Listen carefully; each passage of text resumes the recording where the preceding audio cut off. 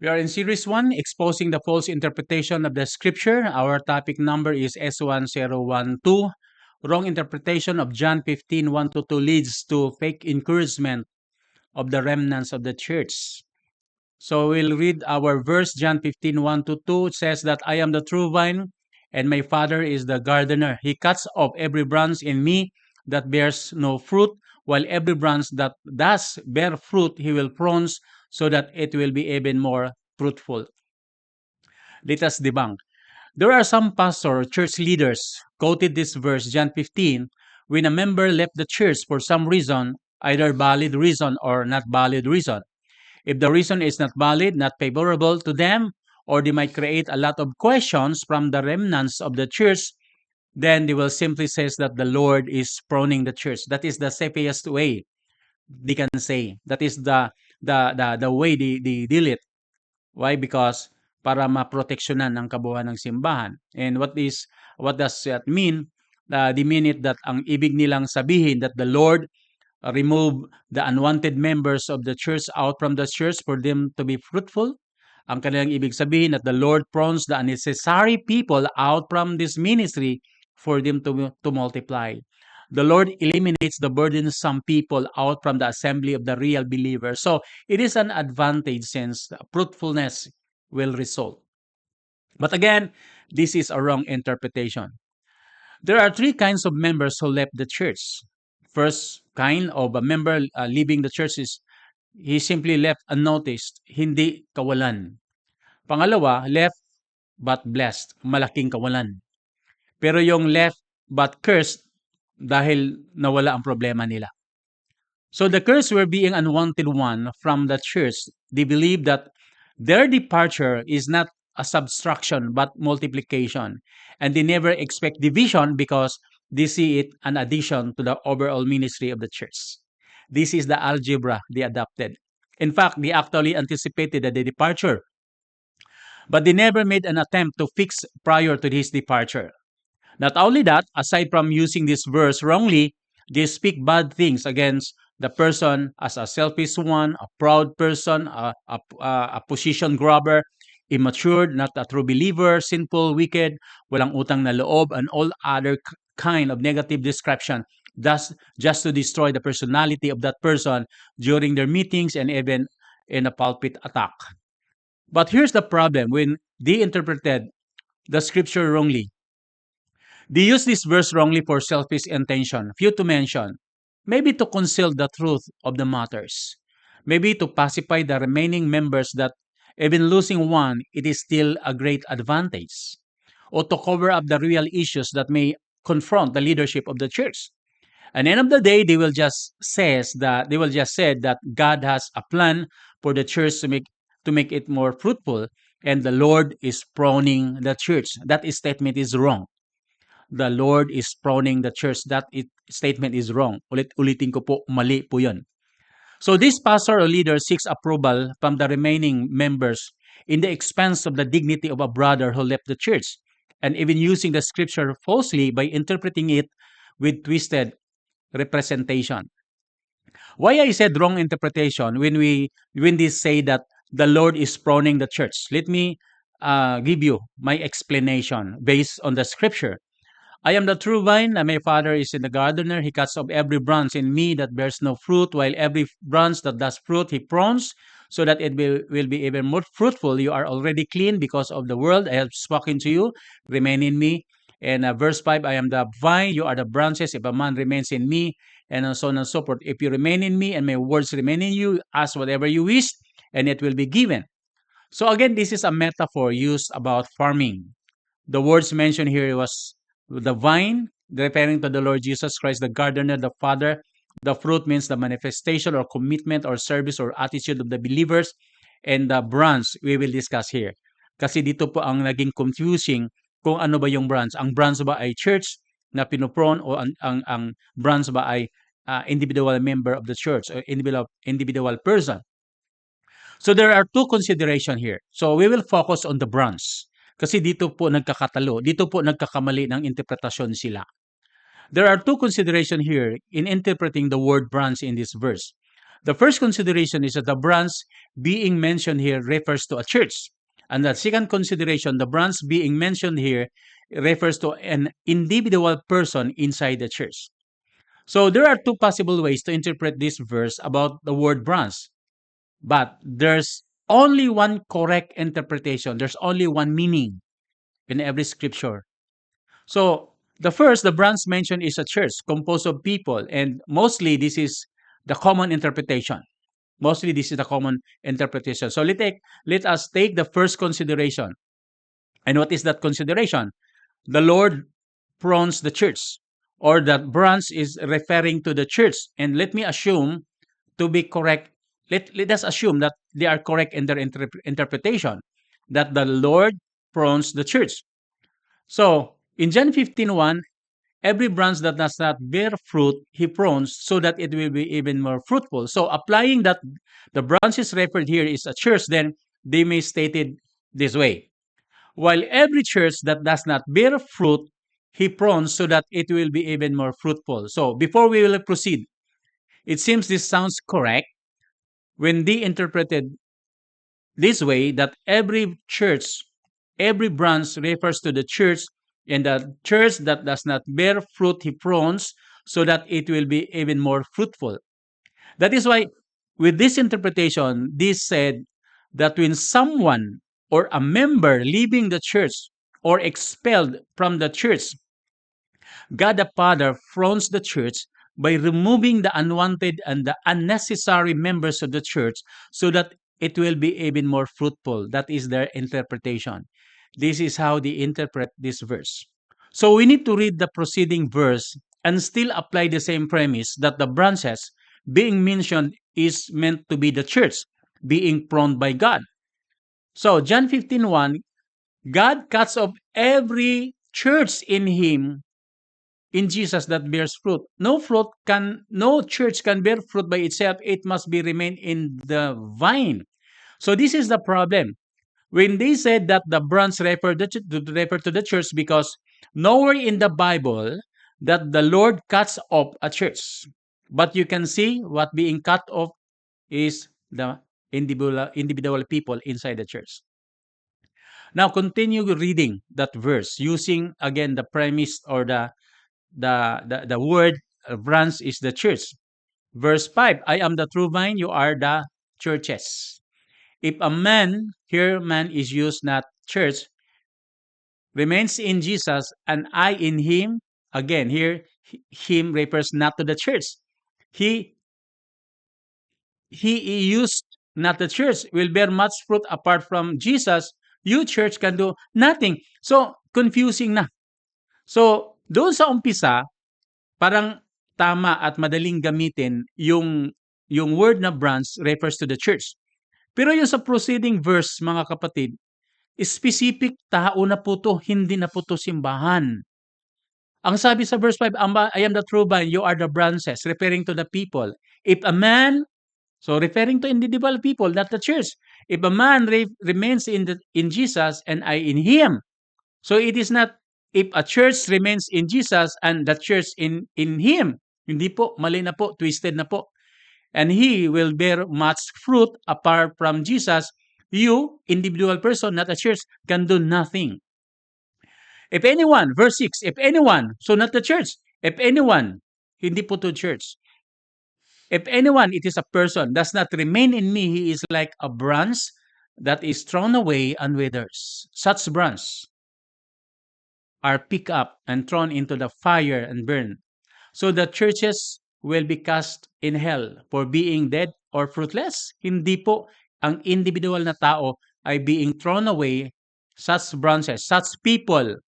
So again, mga kapatid, reading this verse again, starting verse 5, this verse tells us that the branch referring to this verse is not a church. It is a man. It is a person. It is an individual person. Therefore, it is wrong to say that the Lord prunes the church. Very wrong.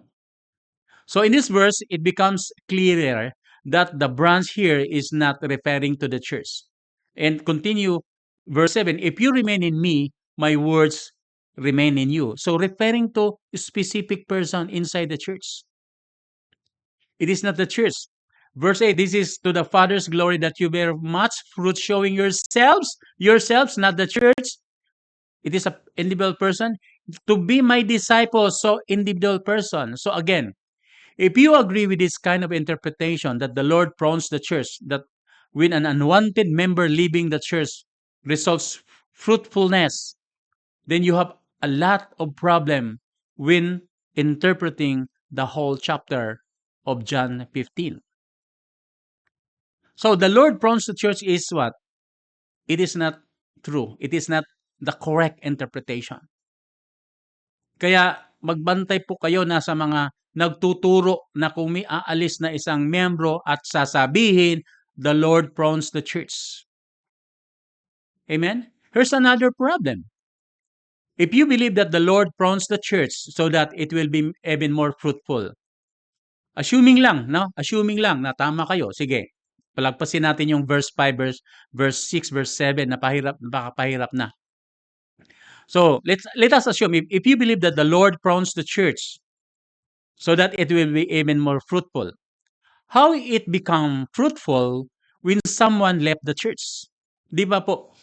Kung sasabihin natin ng fruitfulness, if fruitfulness of the church is based on the number of members of the church, question, how it is become fruitful when in terms of numbers, it reduced since people leaving the church?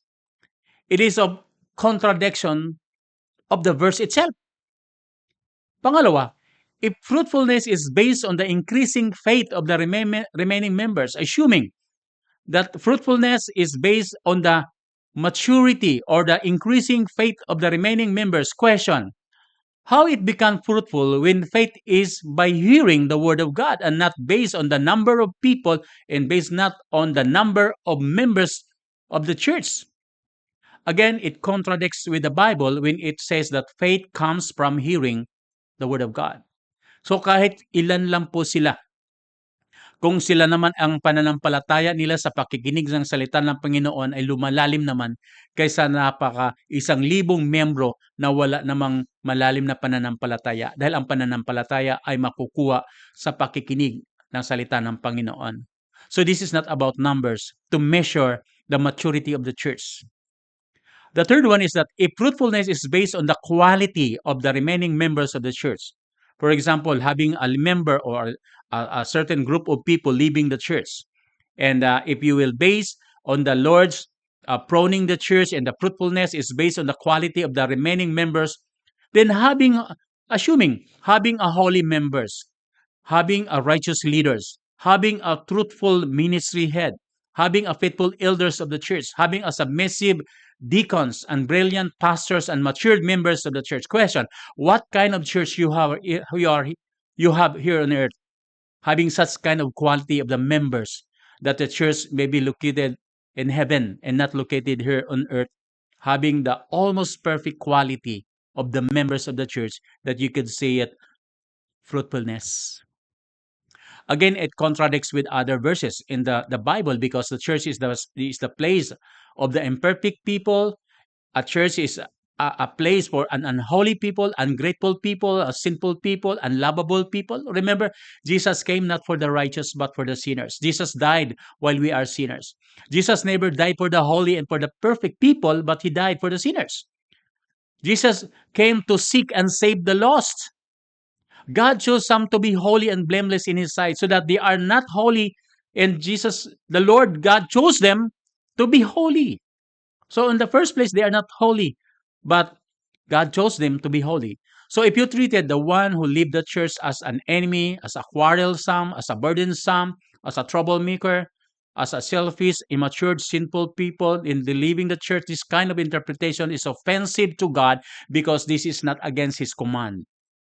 This is against his command. When God said, but love your enemies, do good to them, and lend to them without expecting to get anything back, then your reward will be great, and you will be the sons of the Most High, because he is kind to the ungrateful and the wicked.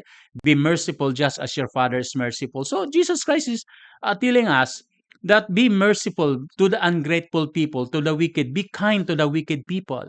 So how can we judge our maturity based on the quality of the members inside the church by those description, truthful, righteous, holiness, nasa langit na po yung simbahan na yun.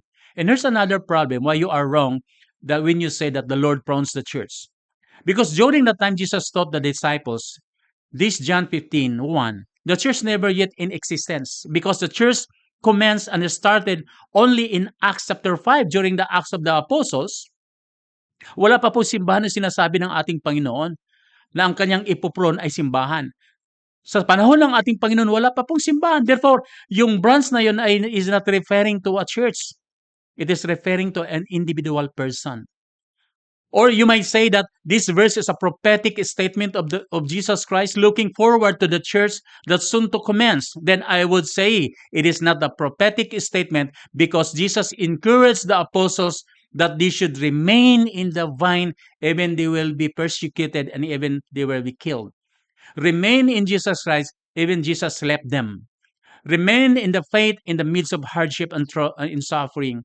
Remain in the agenda of the Lord in the poverty and in need. Yun po yung kanyang mensahe. Ang simbahan dito ay wala pa po. Ang remaining at ang sinasabi ng ating Panginoon, remain, dahil ang ating Panginoon papanig na ulit sa langit at they are on their own to do the ministry na nasa balikat po nila. Ang sabi ng Panginoon, manatili. So the Lord Jesus Christ is not speaking to a church. The Lord is speaking to individual person who were there. So let's define. So the first consideration is wrong. It is wrong to say that the Lord prunes the church, but we need to prove it. We need to prove it that the reason why it is not true. Therefore, the second consideration is true that the branches here is the individual person inside the church. Let me explain. Let us take the second consideration that the branches referred here in this verse is not the church but an individual person inside the church. Individual person whether he is a believer or whether he is unbeliever. So there are the people, both the believers and the unbelievers inside the Christian community, the Christian and the non-Christian, who were fellowshipping inside the church. Let us proceeding this verse in John. Okay, so John 13, no? Proceeding, o yung bago po yung 15. So sa mga preliminaries, before that chapter, after he had said this, Jesus was troubled in the spirit and testified, I tell you the truth, one of you is going to betray me. That's the verse. Ano sabi ng ating Panginoon? Isa sa inyo ay mag-betray sa akin. At sila po ay nagtatanong kung sino sa kanila, and sino sa kanila. Then nasabi sa Panginoon sa verse 26, Jesus answered, it is the one to whom I will give this piece of bread when I have dipped it in the dish. Then dipping the piece of the bread, he gave it to Judas Iscariot, the son of Simon. As soon as Judas took the bread, Satan entered into him. So, yun po yung kwento dyan. So, alam natin si Judas ay isang hindi totoo na sumusunod. So, yung pong conversation na yan, earlier, before John 15:1, Jesus already testified about Judas that Judas will be the one who will be betrayed. Judas will never remain in Jesus. Judas will never be a real follower. And Judas will never be a real servant of the Lord. Now, at this point, who was with Judas at this time? Satan, the prince of the world, entered unto him. So verse 27, as soon as Judas took the bread, Satan entered him. Then, verse 30, as soon as Judas had taken the bread, he went out, and umalis na si Judas. Then, verse 33, my children, I will be with you only a little longer. You will look for me, and just as I told you, the Jews, so that I tell you now where I am going. So, nagpapaalam nating Panginoon na siya po'y paparusahan at siya'y papanhik na, and so on and so forth. So, Jesus, having his parting words to the disciples after Judas left the group, then Jesus promised them to a place whom he prepared, and he asked about Jesus and how to be that place. Then sa verse 36, Simon Peter asked, Lord, where are you going? where I am going, you cannot follow, sabi ng ating Panginoon. So this is the conversation. Now at this point, the Lord said that Judas will betray Jesus and Peter will deny Jesus.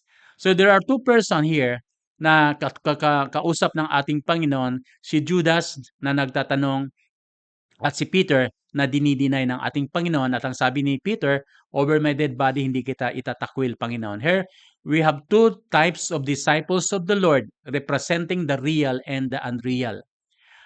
That was why the concluding statement of the Lord, then sa verse 23, Jesus replied, if anyone loves me, he will obey my teaching. In verse 24, he who does not love me will not obey my teaching.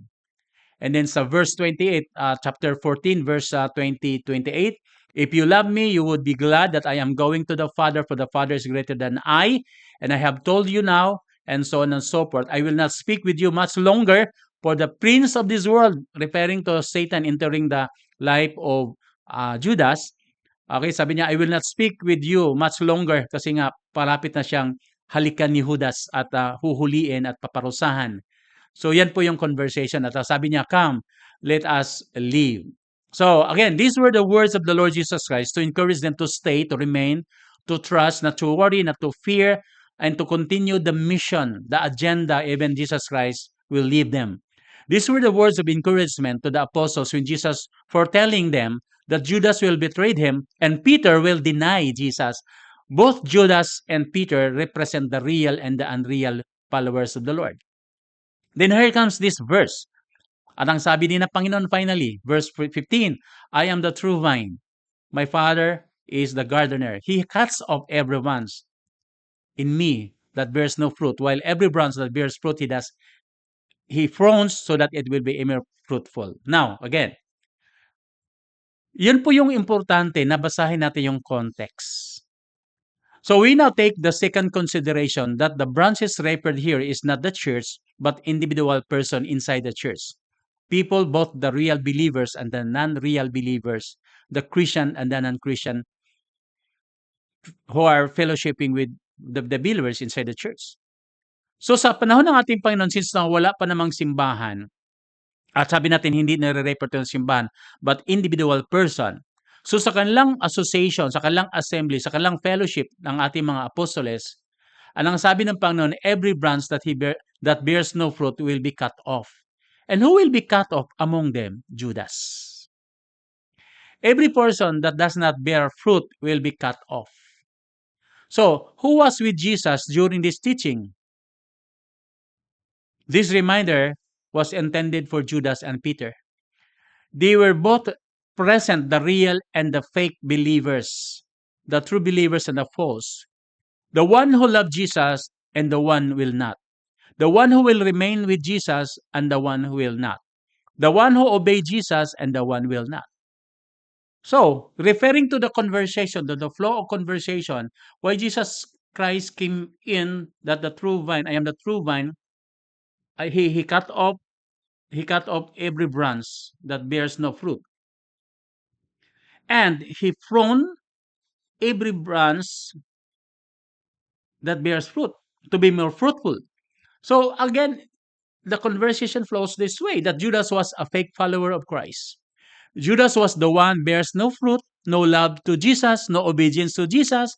Judas was the one who will never remain in Jesus. Judas was the one who was cut off and cast in hell. Judas was never been pruned but cut off from the vine. And ang sabi ng Panginoon sa verse 2, while every genuine believer that bears fruit will be prone to be more fruitful. So, fruitful na sila. Fruitful na sila, but will be prone to be more even fruitful. So, Peter was representing the true vine, the true branch. Peter was a genuine believer. Peter was the one who bears the name, who bears fruit. He loves Jesus. Peter was the one who remained in Jesus. Peter was the one who is with Jesus and in heaven. Peter was the one who were prone by Jesus. Remember, he lied 3 times. But Peter was restored. Lord, I love you. Lord, I love you. Lord, I love you. That is what? That is proning. And after that, he is becoming more fruitful because until his death, he served the Lord. So that's the story behind this verse. So the fruitfulness of Peter and the rest of the apostles was measured by the result of the ministry of the apostles, who were disciplined, who were discipled, who were treated, who were prone, who were trained, who were rebuked, who were corrected, who were disciplined by the Lord, that until now it produces more and more souls in the vineyard, the fruit that remains. So yun yung buhay ni Peter pala at saka buhay ni Judas. How can you recognize the fake follower? Judas was already identified by Jesus as a fake follower. At ang sabi ng ating Panginoon sa Matthew 7, sa verse 19, every tree does not bear fruit, cut off and thrown into fire. Therefore, by their fruit you will recognize them. How can you recognize a genuine believer? Of course, Galatians 5:22, by the fruit of the Spirit, love, joy, peace, patience, kindness, goodness, faithfulness, gentleness, self-control.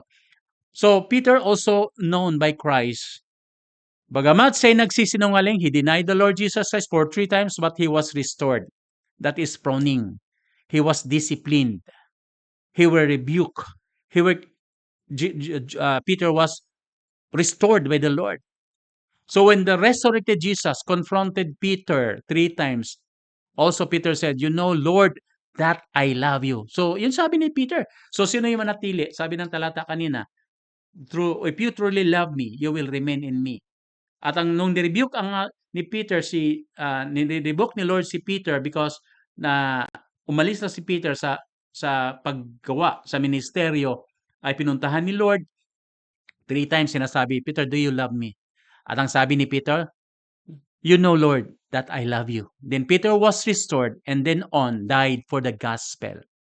So let me say this. John 15:1-17, Jesus is the true vine, and the God the Father is the gardener. God, Father, cuts off every branch in me that bears no fruit, while every branch that does bear fruit, he prunes so that it will be even more fruitful.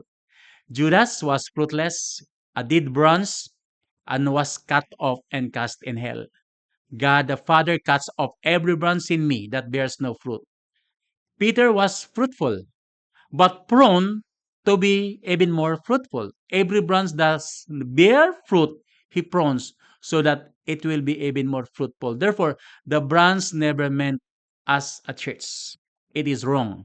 It is wrong to say that the Lord prunes the church. To say that leaving a person, when someone leaving the church, and the Lord is pruning the church. So here the text that supports John 15:1-2, that the Lord prunes the believers. The Lord prunes not the church. The Lord prunes the believers, the genuine believers. My son, do not make light of the Lord's discipline. Do not lose heart when he rebukes you, because the Lord disciplines those he loves. He punishes everyone he accepts as son. Endure hardship as discipline. God is treating you as son, for the son is not disciplined by his father. If you are not disciplined, everyone undergoes discipline, then you are illegitimate child, not a true son. Amen. Then sabi sa dulo, no discipline seems pleasant at the time, but painful later on. However, it produces the harvest of righteousness and peace for those who have been trained by it. So ang pruning is painful. Pero ang pruning applies only to the real believers. It never applies to the dead branch. So therefore, it is wrong to say the Lord prunes the church, but the Lord prunes every believer. So pruning is God's discipline. Pruning is intended to the individual, genuine believer. Pruning is for our own good and not bad. Pruning produces harvest of righteousness and not evil. Pruning is a blessing, not a curse. Pruning is an expression of God's love, not hate. Pruning is painful but needed to be fruitful. Pruning is individual dealing with God to his children. Now tell me, you who falsely interpreted the scripture saying that the Lord is pruning the church, magsisisi kayo. Hindi po ganun ang sinasabi ng ating Panginoon. Then actually, reading farther the verse in verse 3 onwards, it was the whole interpretation actually that proves that the Lord is not pruning the church, but every believer is being pruned by God to be more fruitful. Amen? So with that, I hope it is now clear To summarize, therefore, let us get back to the false.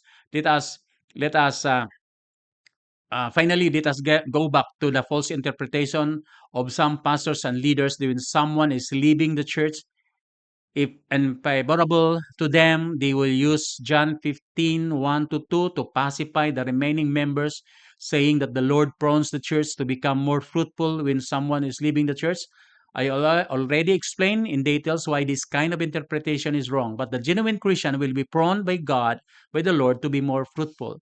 So Jesus meant it to be prone means to cleanse, to purify, to sanctify, to rebuke, to correct, to be more holy, to be righteous, and to Christ likeness, just like Peter, by the word of God for the individual people to be more fruitful and to remain in Him who is the true vine.